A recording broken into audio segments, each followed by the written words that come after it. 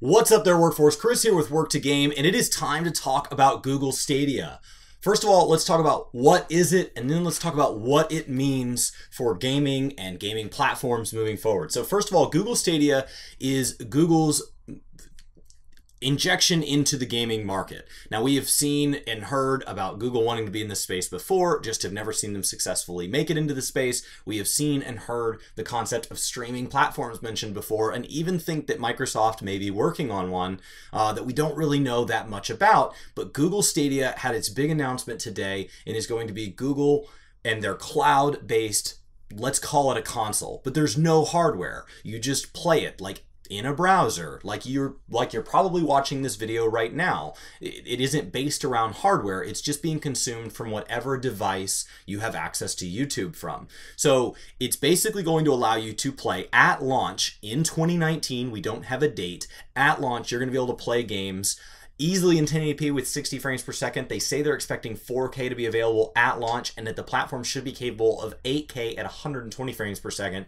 So it should be ready to scale up for the long future. Now, they're basing this on some big hardware numbers. Hardware numbers don't really mean a whole lot to me this early in the game. I'm not a hardware guy in that, like, I don't understand all the engineering behind it. So you can tell me how many foot-pounds of torque this car has and all this, but until you sit in the car, I mean, it could feel like junk. So, like, until we get our hands on the gaming experience here, how do we know whether or not Google Stadia is a fun experience? I don't care about how many teraflops they have and all of that. Just let us play it. So, who is going to already be on board? Well, they've already announced developers like Unity on board and the Unreal Engine as far as like gaming engines. They say that there's many more. They say that Doom can already run on it. NBA 4K can already run on it. Sounds like Assassin's Creed can already run on it. So it sounds like we're already heading that way, that they've been working with these people for a long time. So sometime later this year, we should be able to get access to this, and it's going to have the same number of features that I would expect at least like a Chromecast to have had on launch, where there's going to be a substantial amount of content and maybe an ever-changing price model. It doesn't sound like they've settled on anything yet, and that we're going to be moving forward into a much larger library over time. So they didn't say specifically the release date, and they didn't say specifically how we will pay for it. So you could have buy to play games where it's just built into it and the access to this platform is free. It could have like an Xbox Live style membership thing. It could be tied to watching a certain number of ads, a lot like YouTube is for most people. It could be tied to renting the game, where you either prepay for a certain number of hours or access until a certain date. It could have any combination of these, where there's multiple pricing models going on at the same time. And actually, the Ubisoft CEO kind of offhand comment said like that he knows that they're exploring multiple pricing options at this time, and so we don't really know a whole lot more than that. Now, how does it do with lag? So what they're doing to get around lag is they have a unique controller. The controller looks a lot like an Xbox or PlayStation controller. It looks like the buttons are configured exactly like the Xbox controller, but I'm sure is a different shape, enough to keep them out of legal trouble. And the way this gets around latency is this controller connects directly with the internet. So this should cut down on the latency, though it did sound like they're going to support, if you want to play with your Xbox controller connected to your computer, connected to their server, you can, but you'd be giving up at least what they're considering the optimal latency solution at this time. They already have partners, the games that I just listed, but they do plan on making their own games. So when you talk about them having already theoretically recruited certain veterans from EA and things like that, we don't really know kind of a lot about their gaming studio or what that's going to look like, but it sounds like they would at least try to have some in-house games. And with that, we'll see what that does for cost, but it's also designed for YouTube in mind. It's going to have a share feature where you're using their backend, not yours, to stream to your YouTube platform, which means you don't need a big streaming rig. That Bryan and I could play in a browser on basically a netbook, and our stream could be managed entirely by YouTube. They can handle pushing it out at a quality that we can't push it out at. They could push it out at 1080p, 4K, whatever they allow us to. We could just start pushing it out, even if my personal rig wouldn't handle that. And then on top of this, down, you think about like super chat and all that, there's going to be a button below chat where with certain games, you're going to be able to jump straight in. They actually showed the button where you can click a button and go into play the third line in NBA 4K. So in the basketball game, you can hop right in. So imagine what that could mean for something like Apex, where the streamer would probably need some sort of control, like a 1 or a 2 or a 5-minute delay, so that people can't troll too much. And then in trade for that delay at the bottom, you could hop in and you could imagine the biggest streamers out there filling entire battle royale lobbies with just people from their chat. Imagine playing on their team, your favorite streamer's team. Imagine filling out dungeon parties in MMOs. This is incredible.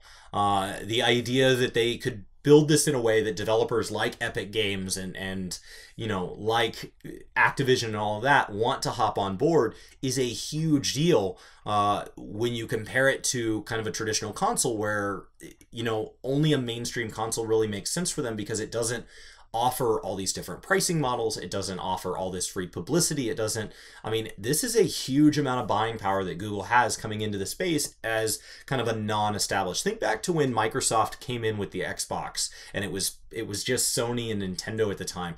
I mean, I was a kid and I remember people saying like Microsoft doesn't belong in this space and they're gonna fail. And now they're this established name.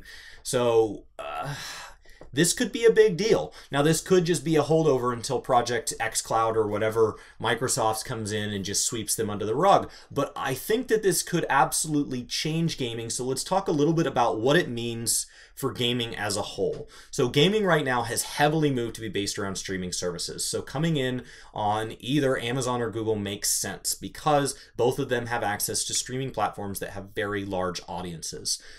So the idea that maybe Bryan and I can stream unlisted to a game, like imagine if a streamer for a moment gets early access to a game. They can stream it to YouTube in an unlisted setting. They can edit all their guides and stuff entirely from footage that they're pulling off of that, minimizing hard drive space. I mean, this is going to lower the bar to entry for content creation so much. And so for content creation, when you talk about streamers and video people, YouTube or otherwise, this is an enormous leap forward. But what does it mean for gamers? Well, this could actually remove the cost of the barrier of entry for them too, where it's not just a time or a hardware standpoint, but it's this huge cost of buying, you know, memberships to online services and, you know, big expensive hardware that you may or may not be able to take with you. The Nintendo Switch you can, but my Xbox is really hard to travel with. You got to have access to a TV and all that.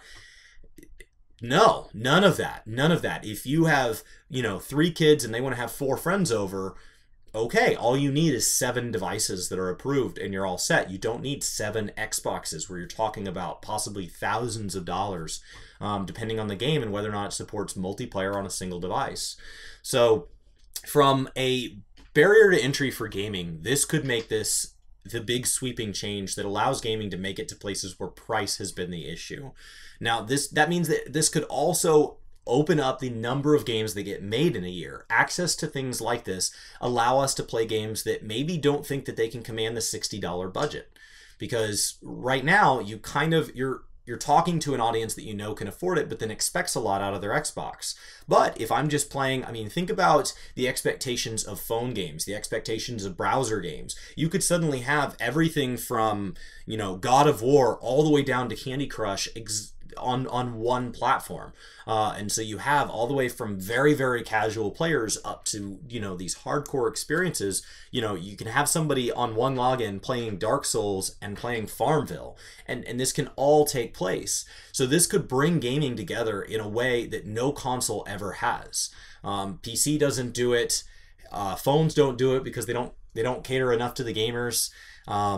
Your consoles sure don't do it.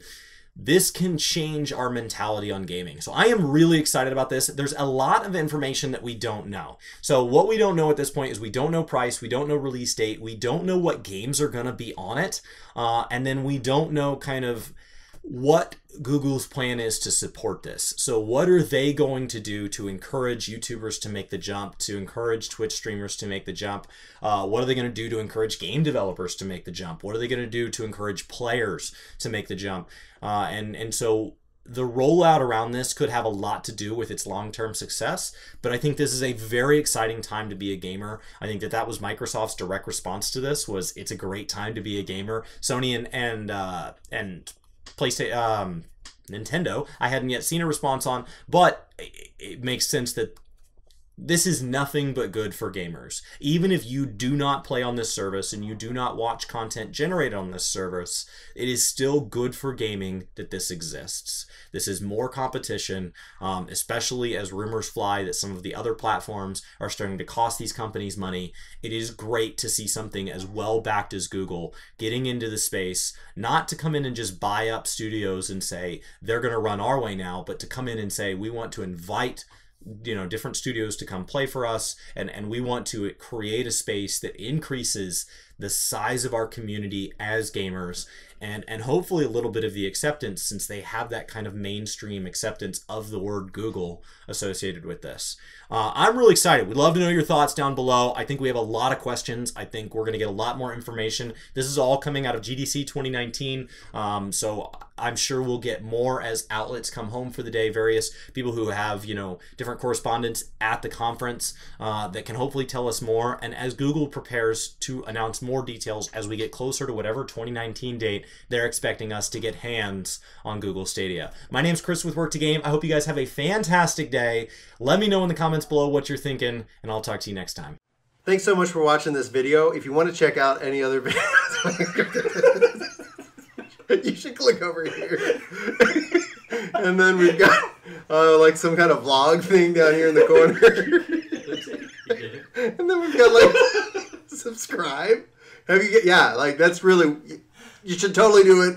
This was a complete disaster.